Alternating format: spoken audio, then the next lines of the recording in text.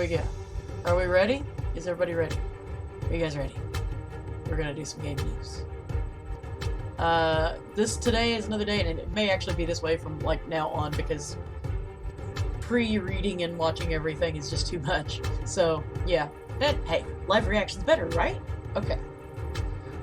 So we're gonna start off with firefighters. Just make sure this looks okay. Yeah, it looks fine. Okay. Oh, whoa. Hang on, I still got my legacy banners up. Those shouldn't be there right now, because we're not raiding with legacy at the second. I mean, we're raiding with legacy tonight, just not right now. Okay, Firefighter Sim. Firefighter Sim. Looks like hot stuff, burn baby burn, according to PC Gamer magazine. Well, PCGamer.com, but you know what I mean. At some point, surely we all wanted to be a firefighter. No, sorry, I never did. I'm afraid of fire. Me and fire have a freaking terrible history. My first vehicle I burned. My first house I burned. Well, I didn't burn it. Both of these things caught on fire on their own due to malfunctioning, but still. Yeah, me and fire, not friends. Okay, uniforms are cool, fire trucks are awesome, and the scooshing water all over the place sounds great. Scooshing? Is that a word? Anyway, Firefighter Simulator, the Squad's co-op game for up to 4 players, published by Astragon Entertainment, which Sims fans may recognize as the company behind Bus Sim and Construction Sim. Apparently it's been being developed for a long time, and there was a demo in 2017, but let's turn that music back off and let's watch.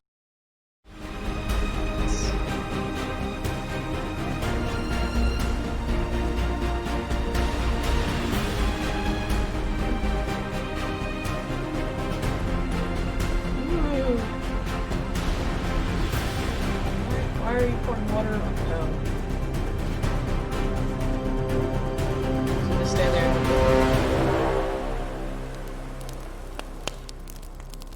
Okay. November 20. Did you see that right? Hang on, let me back that up just a smidgen. No. November 17th. What they're for saying it said the 27th. November 17th, and it looks like it's on Steam. At least there's the Steam button down here. I don't know if you guys can see that. Alrighty. It takes into account the fire's cause, fuel source, how it's affected by heat and smoke levels, and phenomena like backdraft and flashovers. Fires will spread dynamically, with physics-based destruction models, realistic damage to a structure, and sometimes there will be civilians in need of rescue. Oh my. It has a single-player mode also, with AI companions, and it's got officially licensed firefighting gear and fire trucks.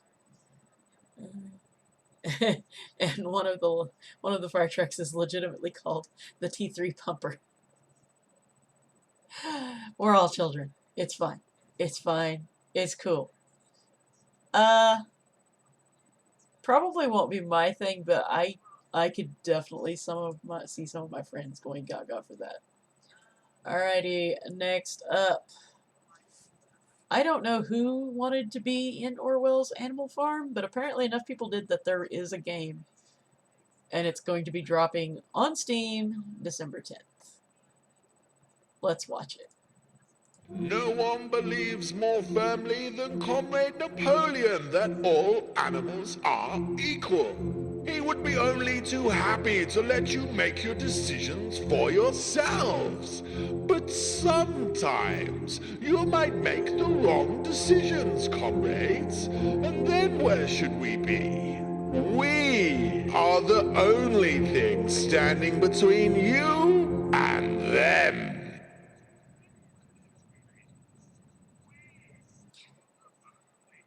Okay, that's not what I expected. I was expecting like actual gameplay stuff.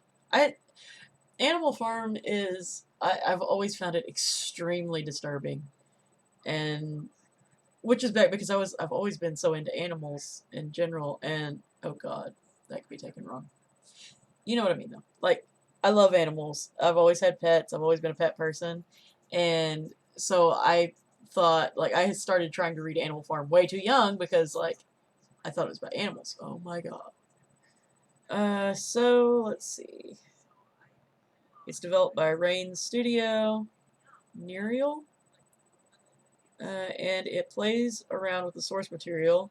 You'll encounter familiar characters and situations from the novel, and then they put in a 2020 context, which 2020 is way too much like Animal Farm. Anyway, it's a narrative-driven game, and you will be in charge of assigning tasks, choosing laws, and honing animalistic propaganda. Wow, this game's not like, not getting into it. It's a political day. I'm not getting into it. I'm here for games, not politics. And this game is like crossing lines. So let's go away. Let's go away from this. Activision Blizzard and the money they make. Well, actually, I guess this still technically could fall under the political sphere, but whatever. They brought in $1.2 billion just in microtransactions. That's it, just the microtransactions. Between July and September. It says it mostly comes from Modern Warfare and Warzone, and that the monthly active users for both grew over tenfold during the year. They expect to make 8.1 billion overall in 2020. And yeah, as this article says, that's going to be hard to hear for anybody recently laid off. I mean, they closed the French office. If you are a WoW person, I'm sure you probably heard Bellular talking about this because that affects him quite a bit, being a EU or UK content creator, main WoW news person.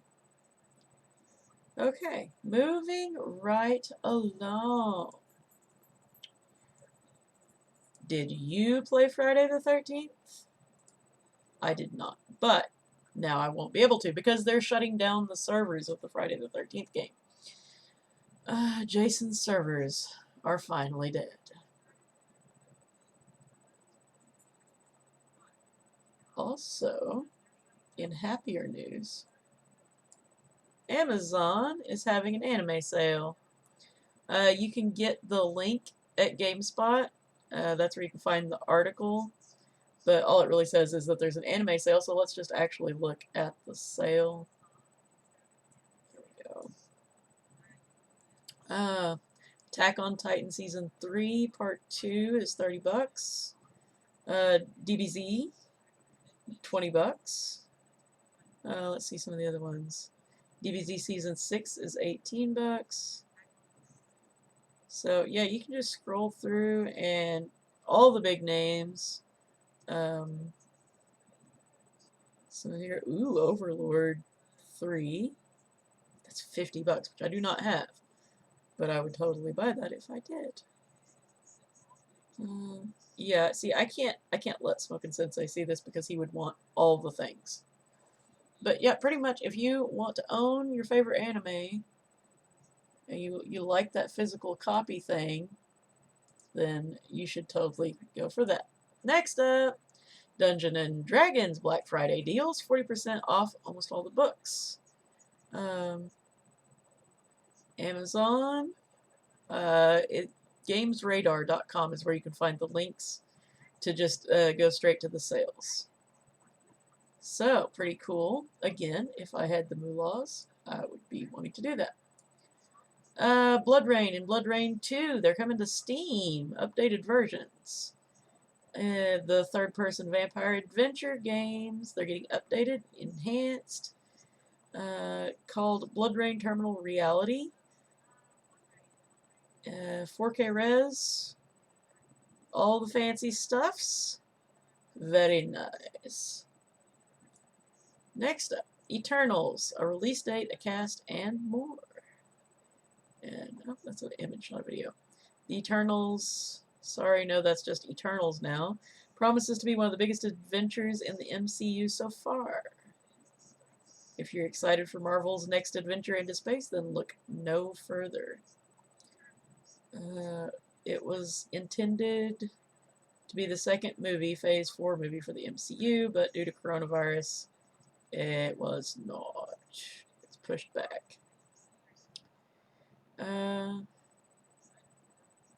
So, we don't have a trailer. I thought this would have a trailer, so I'm a little bummed. But if you really want to go in depth with it, you should head over to Games Radar and check it out. I don't want to sit here and read the whole thing. It's a bit much, but yeah. All right, Devil May Cry 5 Special Edition on PS5, and let's check this video.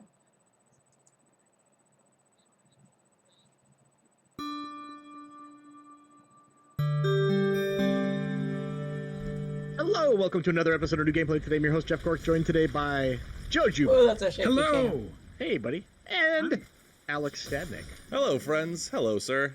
What are we looking at here? We are looking at Devil May Cry 5 Special Edition.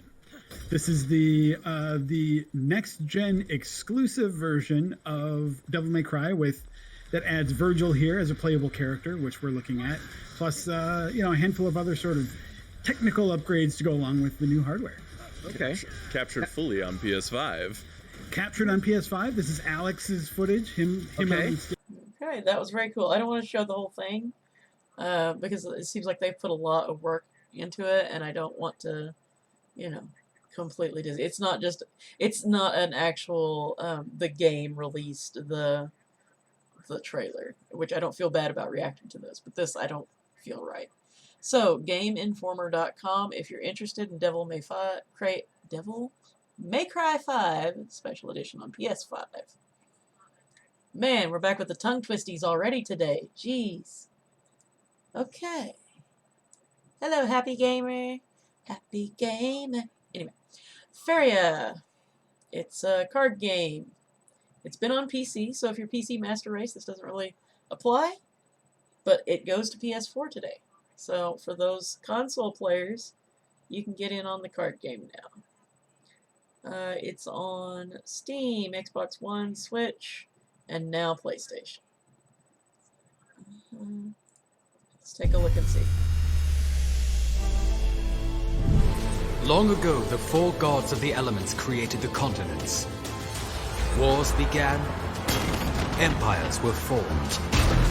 From this strife arose magic and mystical energies, bringing great creatures and terrible powers. Now the gods battle over these landscapes, using all of their strength to gather the Feyranna. Yeah, had it on it.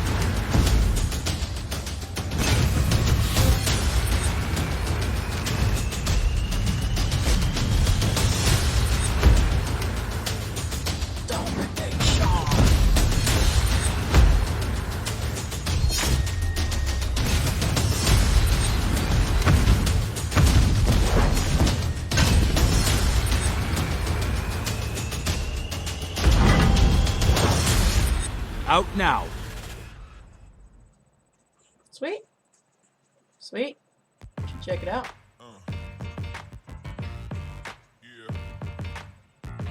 Okay. Twitch news from The Verge.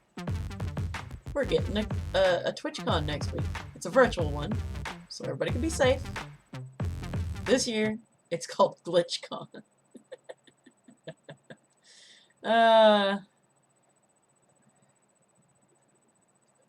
Let's see what Twitch has to say about it.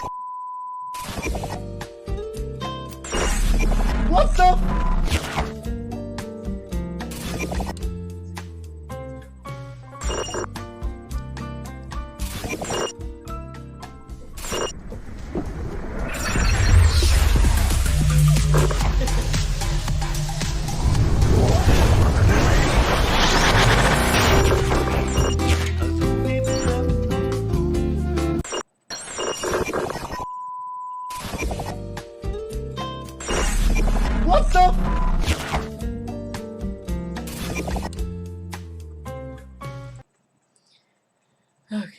Do they ever actually get past that, or they just keep replaying the same thing over and over again?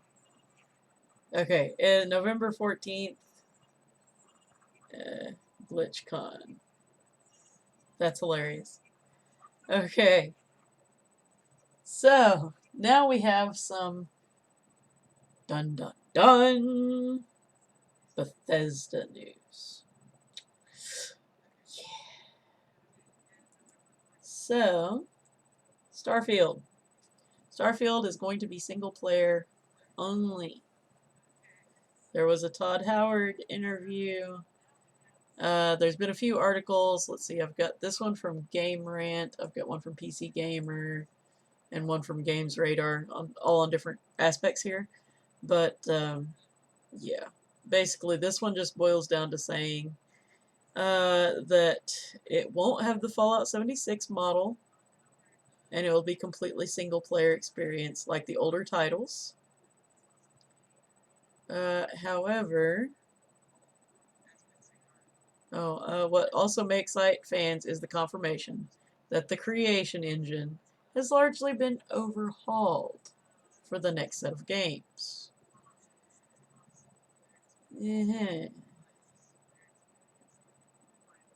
But also, Todd Howard wouldn't rule out more open player, multiplayer, open world games. During the same conference, he says that the experience of making Fallout 76 means he wouldn't rule out making similar games in the future. He said, "You don't want to say never, but that some significant changes would be made to the studio's approach." And he said, "I think the one thing we would do differently is put it out there before full release. You really have to beta test these things for a long period of time, 24/7 with live players. Something that Fallout 76 didn't really get, with only short testing periods a little while ahead of release." And he acknowledges that at launch, 76 wasn't really giving our audience what they wanted, and they were really let down by what we delivered on day one. But says that overall the game has been a really positive experience. It made us better developers, and it made us better connected with our community. So I can't say it's going to be a one-off. And I would agree. I mean, I play it now. At first, or at launch, I admit I memed the hell out of it because it deserved it. They did so many stupid things. And really, there were issues with the game, but my issues more with 76's launch really didn't have anything to do with the game. It was all the other nonsense that they did. The insane merch, the stupid choices with marketing, the, you know, horror of putting out a mold-infested helmet. Look, they did so much. Some of that actually isn't their fault. It's just who they chose to work with. You know, it was the cost cutting that was so clearly obvious. That was more what I felt was a problem. But the game itself, they have done a lot to improve it, and I do find it fun. I'm playing it. I wouldn't be playing it if I didn't find it fun. And I always have to say that the Fallout 76 community, that's where it's really at. Like, the game itself, I mean, that's most multiplayer games anyway. That's just kind of the model. That it's not necessarily the game that holds you, it's the people you meet in it. But yeah, the 76 community is freaking amazing. So the game is worth playing just to hang with those people alone. So don't rule it out. But now, here's where it's going to get funny. Todd Howard says Starfield's map will be the biggest yet. Fallout 76 is a prequel to all the other games, and it's our biggest one yet. It is. I had to, guys. I had to. I really did. I just couldn't help myself. Okay, so let's. I don't want to watch. I don't want to do their thing. Anyway, he shared some more info on Space RPG Starfield. So the map size is going to be apparently very generous. And in order to effectively create that much landmass, part of it will be procedurally generated. So this means that people who have loading issues are going to have way worse loading issues.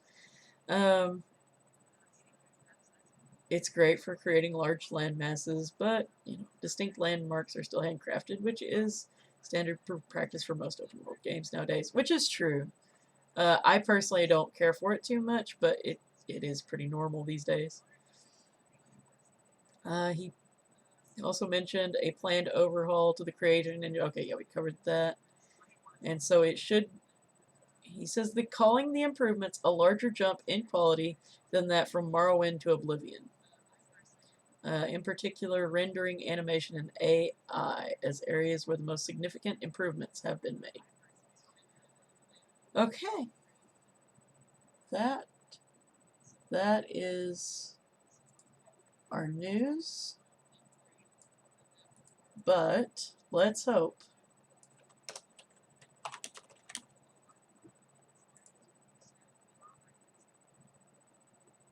that.